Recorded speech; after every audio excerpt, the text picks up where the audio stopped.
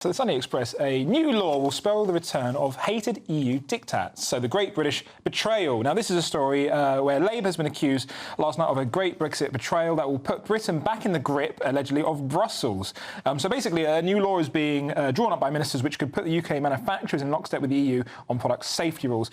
And so, obviously, some MPs are angry about this. I think this is interesting because there's a part of me that, since Brexit happened, saying, it's great that we should be able to make our own rules, but not everything that happens in EU and every rule that they do, especially if it's regards to safety, is necessarily bad. I think there is something probably a bit of nuance, and there's some things that maybe, I do agree if we just follow everything the EU does, it probably might hinder some of our trades agreements and things like that. But I'm not too sure. I think that this is obviously you've just got some people saying we don't need to follow Europe we don't need to follow Europe in every single way, and there is something to be said about you don't need to cozy up to them just in order to sort of get close to Europe. There's no need. Yeah, Paul, do you want lower safety rules than the EU?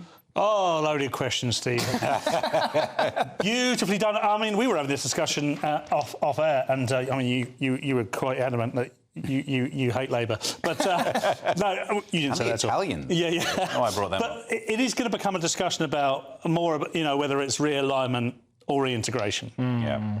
And some of this is realignment. The fear, of course, is that everybody that's in power now is very anti-Brexit.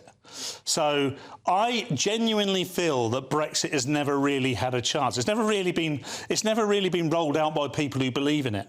It's not like they said, Nigel Farage, you roll out Brexit and we'll see how it goes. We've had this sort of mishmash, and of course it's extremely difficult. But one of Boris's letters was very pro-Brexit.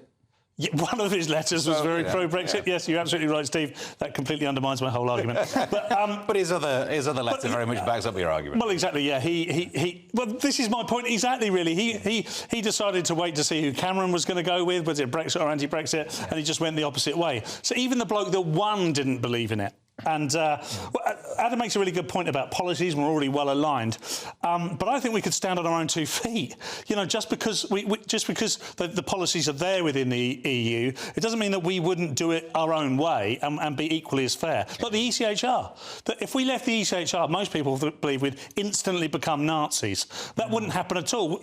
We would just defer back to Yeah, just fairness. to push back a little, though, you could say one way to keep trading with the EU bloc without having to do any kind of rejoining would be to make sure that the standards are in place so you can easily trade. Yeah. So having this rule means that you definitely don't have to join them. Yes, I think ultimately the trade issue will be overcome by this, and that will, make life a lot easier. It's just I still feel slightly sorry for that 52% that voted for Brexit who've probably never got anything near what they expected.